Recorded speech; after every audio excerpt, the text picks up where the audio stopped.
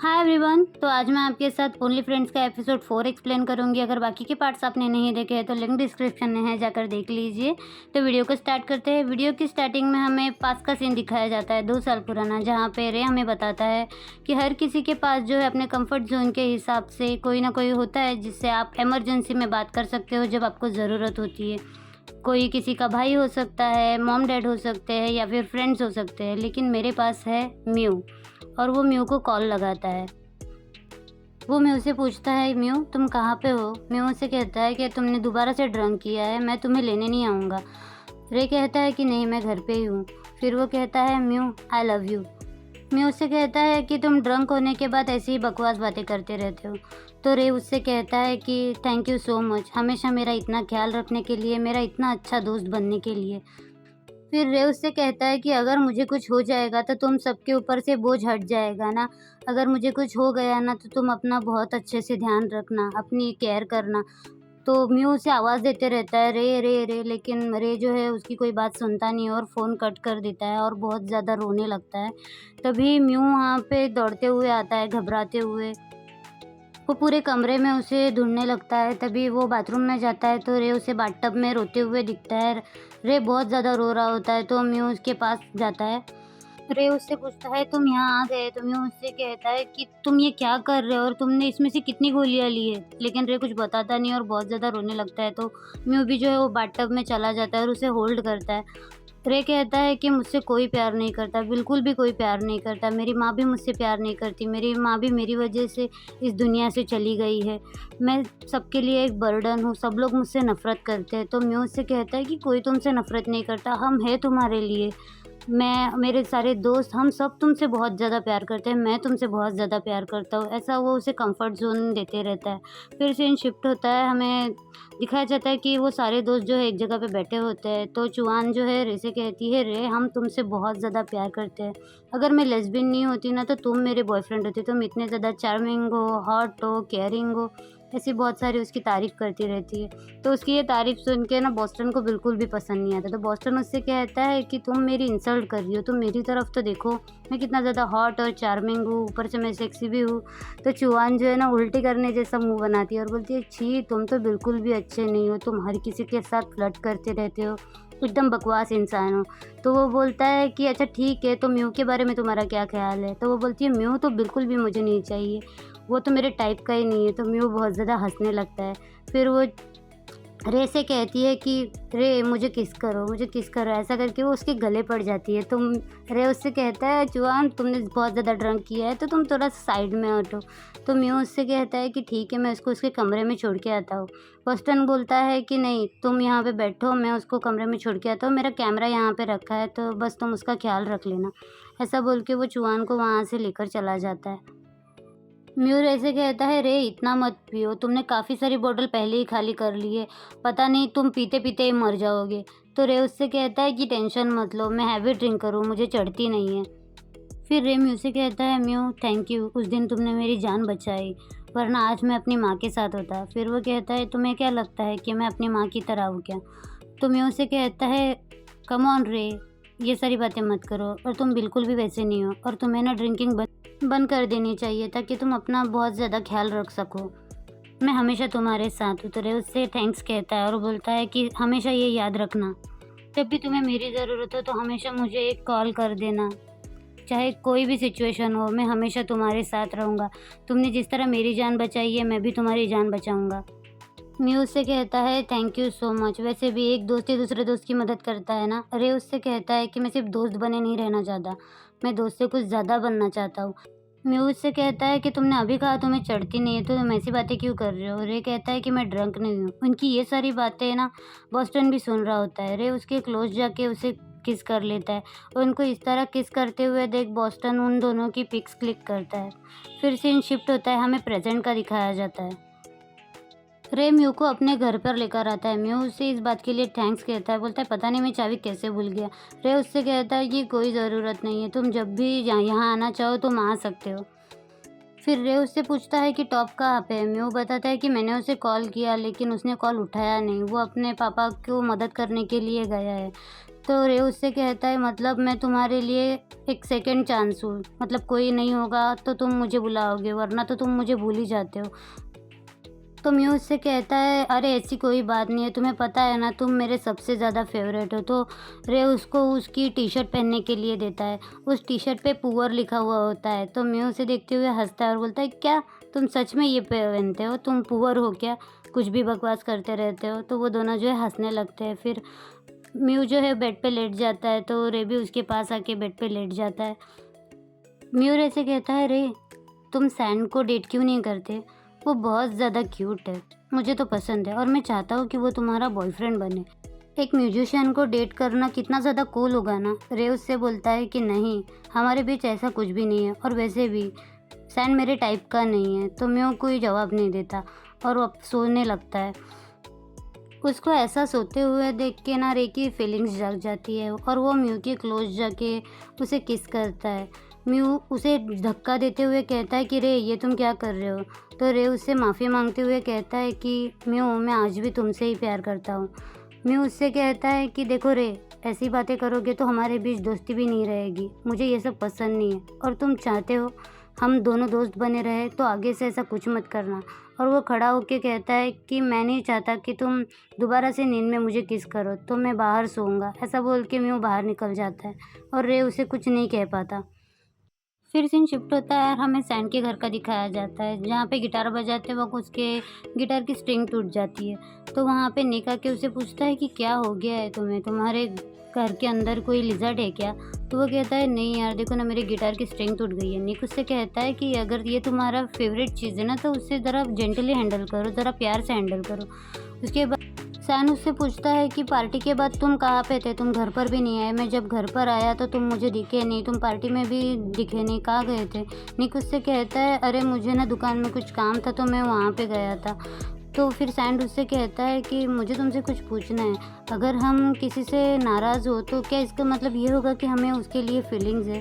तो निक उससे पूछता है कि ये तो डिपेंड करता है कि तुम सामने वाले इंसान के लिए किस तरह से फील करते हो। फिर वो उससे पूछता है कि तुम इस बारे में क्यों पूछ रहे हो, क्या तुम्हें किसी के ऊपर क्रश है। तो सैंड जो है उसे मना करते हुए कहता है कि मेरा छोड़ो, तुम अपना बताओ, तुम्हारे और बॉस्टन के बीच में क्या चल रहा है, तुम दोनों फ्रेंड्स तो लगते नहीं हो, फ्रेंड्स से कुछ ज़्यादा ही हो। तो निक उससे कहता है कि नहीं यार हम दोनों बस फ़न के लिए एक साथ है, हमारी वैसी कोई रिलेशनशिप नहीं है। तो सैन उससे कहता है कि जो भी हो तुम्हारे बीच में, पर लेकिन मैं तुम्हें अवेयर करना चाहूँगा कि बॉस्टन जो है वो ज़्यादा अच्छा लड़का नहीं है, तो तुम अपनी केयर करना। निक उससे कहता है कि मुझे पता है कि मैं किस चीज़ के साथ खेल रहा हूँ, मेरी टेंशन मत लो। फिर सीन शिफ्ट होता है और हमें दिखाया जाता है होटल का सीन जहाँ पे म्यू जो है टॉप के साथ आया होता है। तो काफ़ी सारे लोग टॉप को ग्रीट करते हैं। तो टॉप म्यू से कहता है कि तुम्हें इस सब चीज़ की आदत डालनी पड़ेगी मेरे बॉयफ्रेंड होने के नाते। तो म्यू उससे कहता है कि मुझे आदत डालने की कोई ज़रूरत नहीं है, वैसे भी मैं यहाँ काम के लिए आया हूँ, तुम्हारा बॉयफ्रेंड बन के नहीं। फिर वो दोनों होटल में घूमते हैं तो वहाँ पे फ़ोटो बूथ दिखता है। म्यू उसे देख के काफ़ी ज़्यादा सरप्राइज़ हो जाता है और कहता है कि यह तुम्हारा आइडिया है। तो टॉप उससे कहता है कि हाँ, और फिर वो म्यू का हाथ पकड़ के उसे फ़ोटो बूथ में लेकर जाता है और उन दोनों के काफ़ी सारे क्यूट क्यूट पिक्स क्लिक करते हैं। उनका फ़ोटो सेशन हो जाने के बाद टॉप म्यू को अपने घर पर लेकर आता है। उसे कहता है इसे अपना ही घर समझो। म्यू उस घर को देख के बहुत ज़्यादा खुश हो जाता है। अपार्टमेंट बहुत ही ज़्यादा खूबसूरत होता है तो म्यू पूरा घर एक्सप्लोर करने लगता है। व्यूज़ देख के वो कहता है कि यहाँ पे तो कितना अच्छा व्यूज़ है, तुम्हारा घर कितना ज़्यादा खूबसूरत है, क्या तुम यहाँ पे नहीं रहते। टॉप उससे कहता है कि नहीं रहता, मुझे अकेले रहना पसंद नहीं है। तो म्यू उससे कहता है कि अकेले रहना पसंद नहीं है तो तुम अपने साथ किसी को सोने के लिए लेकर आ जाओ ना। टॉप उससे कहता है कि मुझे इस तरह की आदत नहीं है, वैसे भी मैं कोई ढूंढ रहा हूँ जिसे मैं कडल करके सो सकूँ और शायद मुझे वो मिल गया है। तो म्यू जो है शाय फील करता है। फिर म्यू उससे पूछता है कि क्या मैं तुमसे पूछ सकता हूँ कि तुम आज तक कितने लोगों के साथ सोए हो। तो टॉप उससे बोलता है कि पता नहीं, मैंने कभी गिना नहीं है। तो म्यू उससे कहता है कि मतलब इतने ज़्यादा लोग हैं कि तुम गिन भी नहीं पाए। तो टॉप उससे कहता है कि अरे ऐसी कोई बात नहीं है। टॉप उससे पूछता है कि लेकिन तुम ये सवाल क्यों पूछ रहे हो। तो म्यू उससे कहता है कुछ नहीं, बस इसीलिए क्योंकि मैं तो न्यू हूँ ना और एक एक्सपीरियंस इंसान के साथ रहना इस वजह से। तो टॉप उससे कहता है तुम इतना मत सोचो, तुम जैसे हो ना वैसे ही रहो, एकदम क्लेवर। तो म्यू से कहता है क्या तुमने अभी कुछ कहा। तो वो कहता है अरे मतलब मैं कह रहा हूँ कि तुम जैसे हो ना वैसे ही रहो, जितने क्यूट हो उतने ही क्यूट रहो, तुम्हें ज़रा भी बदलने की ज़रूरत नहीं है। तो म्यू जो है ना वो शाय फ़ील करता है। टॉप कहता है तुम्हारा इनोसेंस और तुम्हारा चार्म बस ऐसे ही बरकरार रखो। तो म्यू स्माइल करता है। फिर म्यू की नज़र वहाँ पे रख के एक फ़ोटो पे जाती है। म्यू उस फ़ोटो को जाके देख के कहता है कि ये तुम्हारे यंग एज की फ़ोटो है ना, तुम काफ़ी ज़्यादा अच्छे दिख रहे हो, वैसे भी तुम्हारी एज बड़ी ही नहीं ऐसा लगता है। तो टॉप हंसने लगता है। फिर वो वहाँ पे रख के खिलौने को देखता है जिसके ऊपर बी लिखा हुआ होता है। तो म्यू इसके बारे में टॉप से पूछता है। तो टॉप उसे बोलता है कि ये बस किसी ने गिफ्ट दिया हुआ था, ये ऐसा ही है। फिर टॉप को किसी का कॉल आता है तो वो अपने कॉल पे बात करने लगता है। कॉल पे बात करते हुए वो वहाँ से चला जाता है और म्यू उस टॉय के बारे में देखते सोचते रहता है कि ये बी इनिशियल किसका होगा। फिर सीन शिफ्ट होता है और हमें दिखाया जाता है, हमें सैन को बाइक पे जाते हुए दिखाया जाता है। तभी रे उस बाइक के सामने आ जाता है। सैन उससे कहता है तुम यहाँ पे क्या कर रहे हो? तो रे उससे कहता है तुम कहाँ पे जा रहे हो, मैं तुम्हें छोड़ दूंगा। ऐसा बोल के वो उस बाइक राइडर को जो है उसकी पेमेंट दे देता है। तो वो बाइक राइडर जो है रे को थैंक्स बोल के सैन को वहीं उतरने के लिए बोल देता है और वहाँ से चला जाता है। रे उससे पूछता है कि तुम कहाँ पे जा रहे हो? सैन उससे कहता है मेरा गिटार ख़राब हो गया, मैं उसे रिपेयर करने जा रहा था और तुमने आके मेरा पूरा टाइम वेस्ट कर दिया। रे उससे कहता है कि मैं तुम्हें छोड़ दूंगा, वैसे भी तुम कल से मेरे मैसेज का जवाब नहीं दे रहे हो, क्या हो गया, तुम अपसेट हो क्या? सैन उससे कहता है कि मैं क्यों अपसेट होऊंगा, ये मेरा बिजनेस थोड़ी है, तुम जहाँ जाना है वहाँ जा सकते हो। तो रे उससे कहता है कि तुम्हारी शक्ल देख के तो साफ लग रहा है कि तुम अपसेट हो। क्या मैं एक दिन के लिए तुम्हारा ड्राइवर बन सकता हूँ? मैंने जो कुछ भी कल किया उसके वजह से मैं कंपनसेशन देना चाहता हूँ। सैन उससे कहता है कि मैं बिल्कुल भी नाराज़ नहीं हूँ, तुम्हें ये सब करने की कोई ज़रूरत नहीं है। तो रे उसका हाथ पकड़ते हुए कहता है कि तुम्हें ज़रूरत नहीं होगी लेकिन मुझे ज़रूरत है। और वो ना सैन को मनाने के लिए सब पपी जैसे फेसेस बनाता रहता है, प्लीज़ प्लीज़ प्लीज़ मान जाओ ना। तो सैन उसकी फेस देख के बोलता है ऐसा पपी फेस मत बनाओ, ठीक है चलो। और फिर वो दोनों है ना वहाँ से चले जाते हैं। वो दोनों गिटार की शॉप में आ जाते हैं। उसको गिटार ख़राब हो गया होता है तो रे उससे कहता है कि इसे रिपेयर करने से अच्छा तुम नया गिटार क्यों नहीं ले लेते? सैंड उससे कहता है कि मेरा गिटार पुराना है। तो रे उससे कहता है कि मैं तुम्हारे लिए नया गिटार खरीद लूँ? सैंड उससे कहता है कि मुझे ये सब पसंद नहीं है, मैं कंफर्टेबल नहीं हूँ और तुम हमेशा अपना पैसा हर चीज़ पे उड़ाया मत करो। मेरे लिए प्यार और पैसा कोई खरीदने की चीज़ नहीं है। तो रे उससे माफ़ी मांगते हुए कहता है मैं बस तुमसे माफ़ी मांगना चाहता था क्योंकि कल रात मैंने तुम्हें डिच किया, लेकिन मेरे दोस्त को सच में मेरी ज़रूरत थी। सैन उससे कहता है कि लोगों को अपनी प्रायोरिटीज़ पता होनी चाहिए। तो रे उससे कहता है कि मुझे पता है तुम्हें बुरा लगा होगा, तो तुम मुझे गालियाँ दो, मुझे मारो, मुझ पे चिल्लाओ, कहो तुम धरती पे बोझ हो, तुम्हें जो मन में आए वो कहो।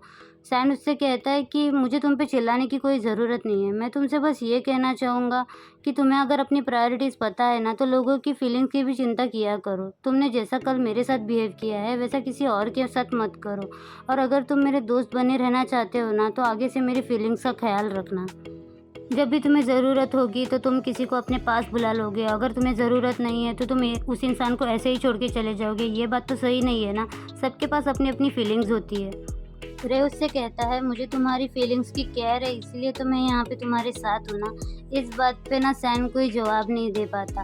फिर उस सैन उससे कहता है अच्छा ठीक है, मैं अपना गिटार टेस्ट कर रहा हूँ, अभी छोड़ो मेरा हाथ। तो रे उसका हाथ छोड़ के वहाँ पे बैठ जाता है। फिर रे उससे कहता है कि मैंने ना एक नया शॉप देखा है म्यूज़िक का, तो तुम मेरे साथ चलना चाहोगे?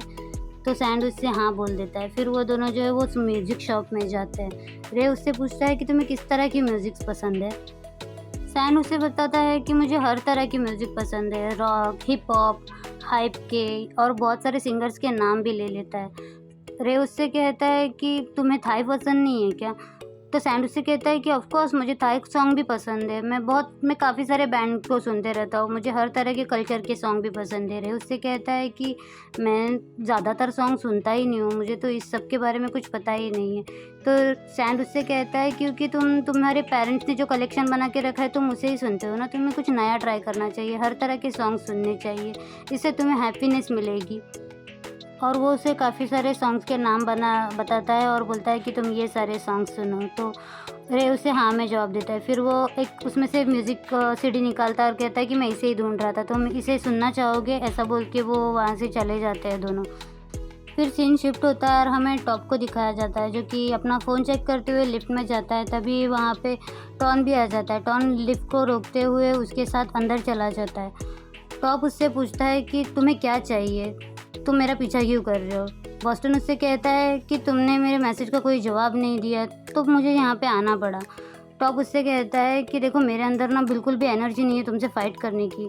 तो बॉस्टन उससे कहता है कि तो ठीक है, तुम्हारे अंदर एनर्जी नहीं है तो जो कुछ भी करना है वो मैं कर लूँगा। तो टॉप उससे कहता है कि तुम क्या बकवास कर रहे हो। तो बॉस्टन जो है उसके क्लोज जाके उसे सीड्यूस करने की कोशिश करता है। वो उसके नेक पे किस करना स्टार्ट कर देता है और अपने हैंड्स जो है नीचे ले जाता है। तो टॉप जो है उसे धक्का मार देता है। टॉप उससे कहता है कि तुम ये सब क्या कर रहे हो। कल रात जो हमारे बीच कार में हुआ वो मेरी एक गलती थी। तुम्हें पता है कि मैं म्यू को प्यार करता हूँ। तो बॉस्टन उससे कहता है तुम्हारे दिमाग में म्यू बसा हुआ है, तुम उससे कोई प्यार भी नहीं करते।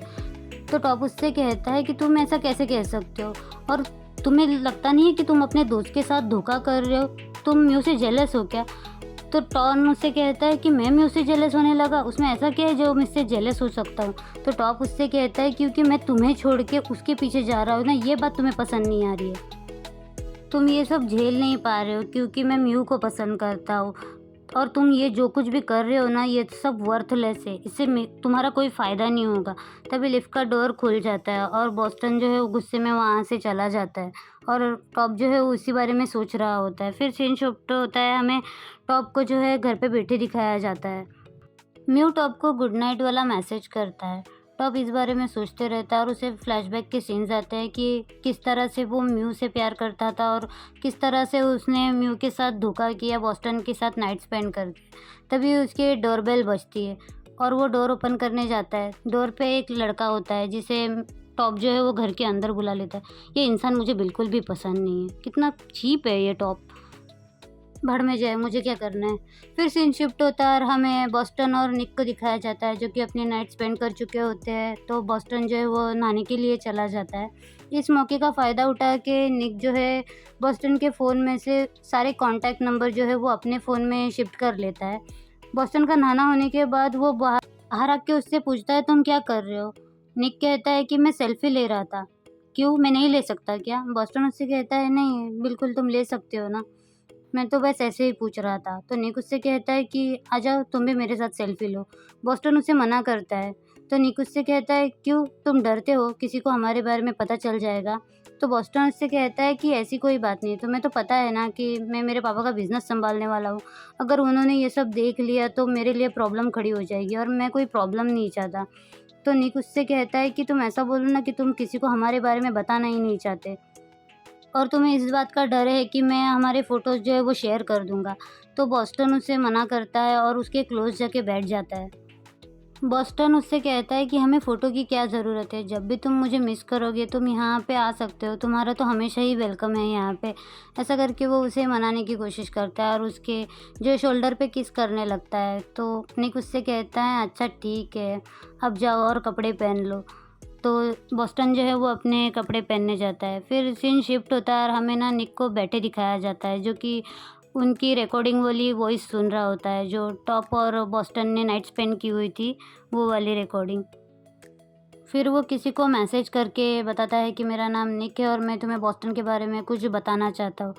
इसी के साथ फर्स्ट पार्ट मैं ख़त्म कर रही हूँ, पार्ट 2 भी जल्दी आएगा। आपको वीडियो पसंद आया तो do like share comment and subscribe my channel. Thank you.